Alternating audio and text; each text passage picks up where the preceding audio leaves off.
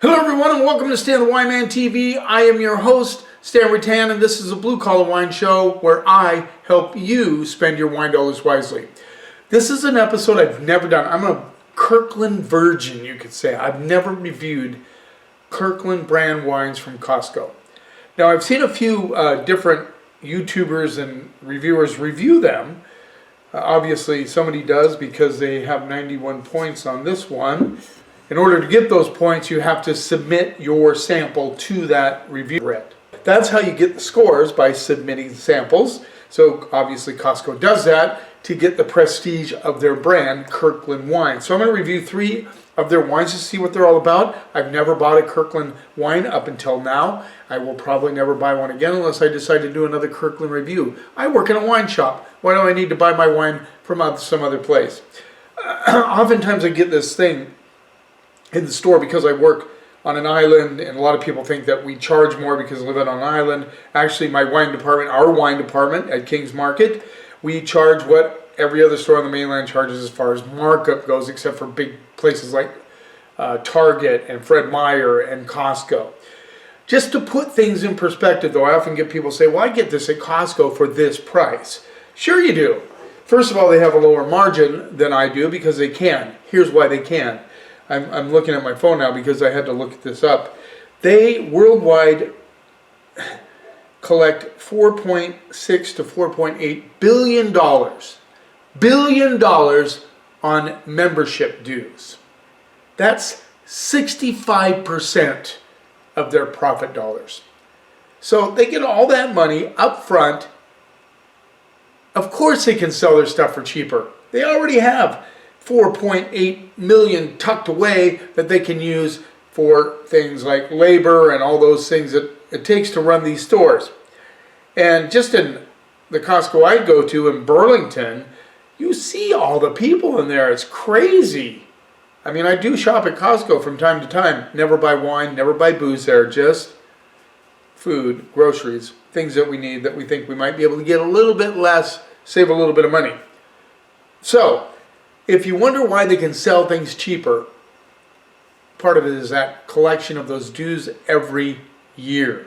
And you can't shop in there unless you have your membership. So there you go. Anyway, let's get right to this because I have 3 wines that I bought.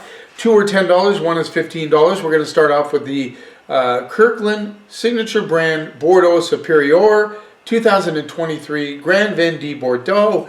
And the way they do this is they contract out to somebody in France to make their wine for them. There you go, Kirkland brand Bordeaux Superior. So it's not like a Médoc or a Pomerol or anything like that. It's just generally a Bordeaux Superior, which means they can source it from a bunch of different places. And I'm not sure, it says right here, this is cool, 70% the Cab, 30% Merlot, which would suggest that it's probably right bank juice. However, they can go to Entre de Mire down in the south if they want to, which is a cheaper place. So they find somebody to make their wine for them, and I'm not sure what if they have a governing body in Costco that says, that goes over to Bordeaux and says, oh, let's do it this way, let's do it that way, I like this one. I'm not sure if they do that. They probably have some standards that they set, obviously. So the color on this is quite dark because it's 70% Cab. Let's see what we get on those. Actually, you get a little caramel, which is really interesting for an old world Bordeaux style wine. Well, not style, it's from Bordeaux. So a little bit of caramel. I'm getting some kind of plum and cherry notes in there with a little bit of caramel. And some ripe currants, which makes sense. It's Cab, right? From Bordeaux. It does not smell like a Bordeaux. Let's just put it that way. Now it's $10, which is pretty inexpensive Bordeaux. Although I do have Bordeaux at the store for around the same price that are pretty good because I try them before I put them on the shelf. Make sure they qualify as a decent Bordeaux for the money. Because remember, I try to help you spend your wine dollars wisely. It's the truth. Let's get on the palate.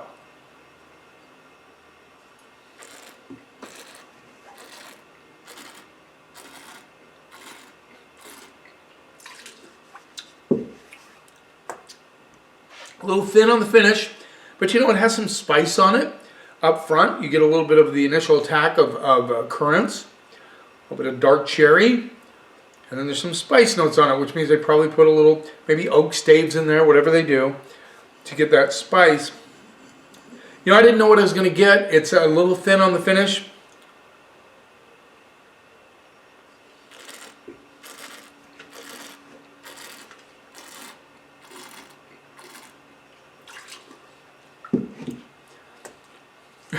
You know, it's not terrible. In fact, it's decent. I just don't think it tastes like an old world wine. I don't get any tobacco notes. I don't get any pencil lead on this one. Some graphite, which you normally would get on an old style Bordeaux. But I think it would appeal to somebody who just wants something quaffable. You know, you're having a steak, hamburgers, just be okay. I think it's decent. I really do.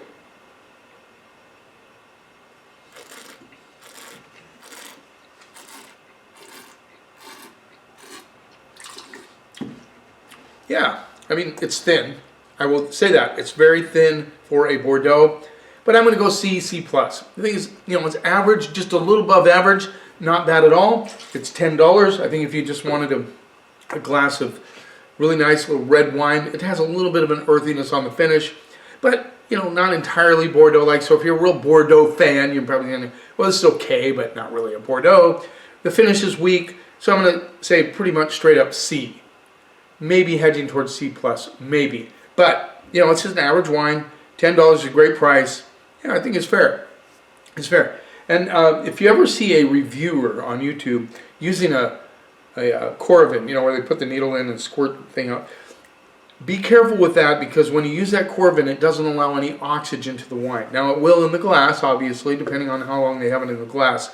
But even at work, when a sales rep comes by and he has a Corvin with him and he pours the wine, oftentimes if I think the wine might be better than I'm tasting at the moment, I ask him to pour some in my glass, I set it off to the side, I cover it up with a piece of paper, and you know, an hour later I'll try it just to see, because I want some air to get to that. So, you know, Corvin, don't you allow that air in until it gets in your glass, but it's nice to have them uncorked.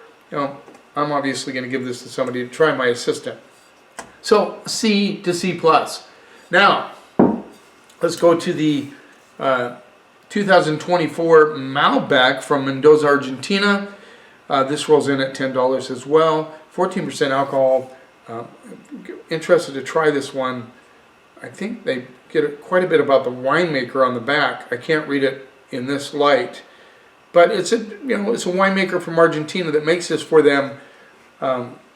So let's see what this is all about. And this is one that got 91 points, James Suckling. Anyway, it doesn't matter. I'm not a huge fan of points anyway, so you kind of understand my viewpoint on this one. Really, you know, just as dark, maybe just a hair darker. And I'm getting some light coming through into the garage from the outside there. Haven't seen that in a long time. Let's see what we get on the nose. Get some boysenberry, cherry notes. A little bit of plum. I'm also getting a little bit of caramel on the nose here. Now this one has a slight hit of tobacco. Let's see what we get on the palate.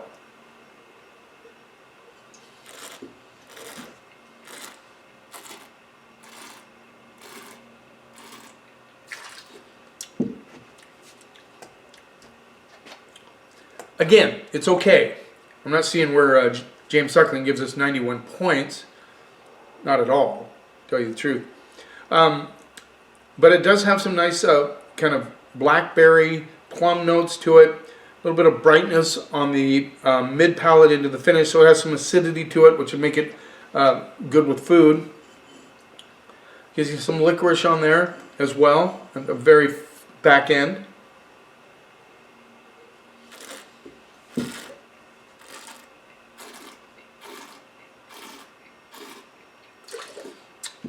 It definitely has more fruit than the Bordeaux, but you would expect it to have more fruit than the Bordeaux. It's New World wine from Argentina.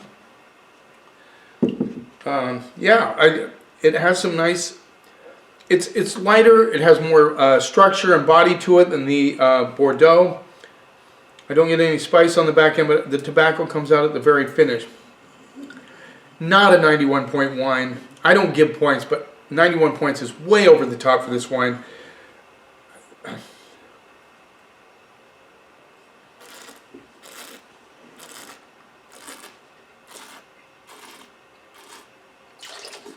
But for a Malbec, it's pretty good. I'm going to go C plus B minus on that one. You translate that into points any way you want, but 91 points is actually kind of a ridiculous score for that. It's good. I mean, for 10 bucks, guys, if you want a Malbec and you're in Costco and you say, hey, I'd like to grab a Malbec, $10, buy it. I mean, really, it's a decent Malbec. C plus B minus, good score. Now, here's an interesting one. 2023 Napa Valley Cabernet Sauvignon, and this is evidently made by Allison Crow, winemaker, and she works for a company that does it's kind of a consortium where they do wines for several different brands. And so Kirkland approached them and said, hey, Costco approached them and said, hey, can you make our Kirkland brand cab from Napa Valley? Now, there are some wineries that would cringe that they put Napa Valley on there, because I don't know if you remember, but back in the day, Fred Franzia had a building in Napa Valley where he made wine, so he put Napa Valley on the wine, even though the fruit didn't necessarily come from Napa Valley. Now, this says Napa Valley Cabernet Sauvignon, so I'm hoping that they actually get the cab from Napa Valley. And the interesting thing about the times we live in right now, some of these people can get better juice because of the slowdown in wine consumption in the U.S. I remember the time when Trader Joe's sold some really fantastic Chardonnay. Fred Franzia supplied the Trader Joe's label, and Chardonnay had a glut of Chardonnay, so that he was able to get his hands on some pretty seriously good Chardonnay at the time. Not so much anymore, but so this is very dark in color. They're all three about the same color. This is a little blacker though. I showed you that. Napa Valley Cab, 2023. Let's see what we get on those. Not bad. I mean, I'm getting some currant notes, a little bit of burn, which I'm curious what the alcohol content is. It is 14.5. There you go. Definitely some currant notes. I'm getting a little bit of a vegetal component underneath, which is interesting. I'm getting some blackberry, cherry, currant notes. And just a hint. You'd have to really think about it, but there's just a little bit of vegetal coming through. Let's see what we get on the palate. Really, really curious how this is going to turn out. $15.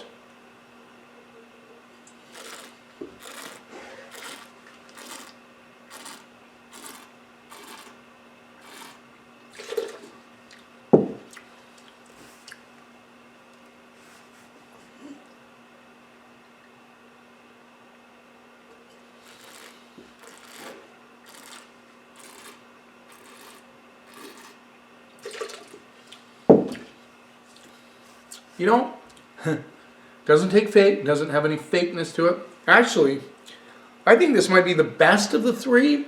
This is a pretty good cab. For $15, I think this is a good cab. I mean, it is. A little spiciness on the back end, currant notes, good flow across the palate, a smooth, structured tannins, so they're not silky, you know, like ball bearings or anything, but they have some structure to them, but they're smooth. I think if you were to buy this for $15 for a cab, I think you're going to be pleasantly surprised. I am.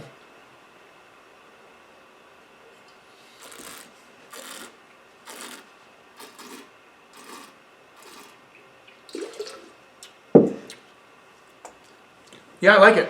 Front to finish, good integration, some acidity to it. It's the well-made cab. The winemaker is fairly well known in Napa Valley. So they got a good deal on this one, having her make these wines. And like I said, there's more fruit than there ever used to be available. So obviously they're able to get their hands on she was able to get her hands on some pretty good fruit for the money. So I think this is the best of the three. I'm going to go straight up B to B plus on this cab for $15. I think it's a pretty good cab. Seriously. So, it's up to you. $10 is not much to spend. $15, that's a good value for a Cabernet Sauvignon. So, my first ever Kirkland brand reviews, and I'm fairly impressed. The Bordeaux I could pass on pretty much. The Malbec's okay. I can find quite a few Malbecs in that, just a couple bucks more that are much better. So, but this Napa Valley Cab is pretty damn good. Just saying, for the money. For the money. Remember that. B+. Thanks for taking a little time in your day. Have you ever bought any Kirkland wines? And how do you feel about them? Have you been disappointed? Have you found something like this Napa Cab? You're saying that's pretty good? Let me know in the comments. And by the way, come by King's Market anytime and I'll help you find a really good bottle for a really good price. Just saying. Don't forget to subscribe to my channel if you want to see what's coming up. You keep watching and I'll keep helping you spend your wine dollars wisely.